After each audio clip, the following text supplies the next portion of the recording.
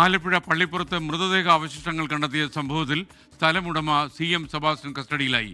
Crime branch ഇയാളെ വിശദമായി ചോദ്യം ചെയ്യുകയാണ്.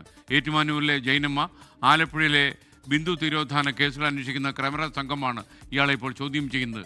DNA പരിശോധനയ്ക്കായി ജൈനമ്മയുടെ ബന്ധുക്കളുടെ സാമ്പിളുകളും ശേഖരിച്ചിട്ടുണ്ട്. ആലപ്പുഴ പള്ളിപ്പുറത്ത് നിന്ന് ഇന്നലെയാണ് ശരീരാവശിഷ്ടങ്ങൾ കണ്ടെത്തിയത്. ഏറ്റുമാനൂരിൽ നിന്നും കാണാതായ ജൈനമ്മ തിരോധാനം അന്വേഷിക്കുന്ന ക്രൈംബ്രാഞ്ച് സംഘമാണ് മൃതദേഹാവശിഷ്ടങ്ങൾ കണ്ടെത്തിയത്. ഇതേ തുടർന്നാണ് സെബാസ്റ്റ്യനെ കസ്റ്റഡിയിലെടുത്തത്. ജൈനമ്മയുടെ തിരോധാനവുമായി ബന്ധപ്പെട്ട് കഴിഞ്ഞ കുറെ നാളുകളായി ഇയാൾ ക്രൈംബ്രാഞ്ചിന്റെ നിരീക്ഷണത്തിലായിരുന്നു. കൂടാതെ കാണാതായ ജൈനമ്മയുടെ മൊബൈൽ ഫോൺ കേന്ദ്രീകരിച്ച് നടത്തിയ അന്വേഷണത്തിൽ ചില നിർണായക തെളിവുകളും ക്രൈംബ്രാഞ്ചിന് ലഭിച്ചു. ജൈനമ്മയുടെ മൊബൈൽ ഫോൺ സെബാസ്റ്റ്യന്റെ കൈവശമുണ്ടെന്നതിനുള്ള തെളിവുകളാണ് ക്രൈംബ്രാഞ്ച് സംഘം കണ്ടെത്തിയത്.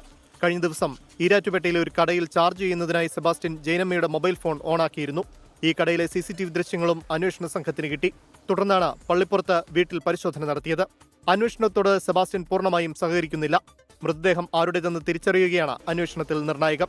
DNA പരിശോധനയ്ക്കായി ജൈനമ്മയുടെ സഹോദരൻ സാവിയോ മാണിയുടെയും സഹോദരി ആൻസി ഷാജിയുടെയും DNA സാമ്പിളുകൾ ശേഖരിച്ചു. DNA ടെസ്റ്റ് കഴിഞ്ഞ് വെച്ചിട്ട് അതിന്റെ ഫലം വന്നു കഴിഞ്ഞാൽ അവർ പറയാനാണ് പറയുന്നത്. അതിന്റെ അറിയാമെന്ന്, അല്ല വേറെ ഒന്നും അറിയത്തില്ല. 24 ഏപ്രിൽ 23 തൊട്ട് കാണുന്നില്ല, അവളെ കാണാനില്ല. ഡിസംബർ 23 തൊട്ട് കാണുന്നില്ല. സെബാസ്റ്റ്യനെ ബിന്ദു തിരോധാനം കേസിലും കസ്റ്റഡിയിലെടുത്തിരുന്നു. തെളിവുകളില്ലാത്തതിന്റെ അടിസ്ഥാനത്തിൽ കോടതി ഇയാളെ പിന്നീട് വെറുതെ വിടുകയായിരുന്നു. 24 കോട്ടയം.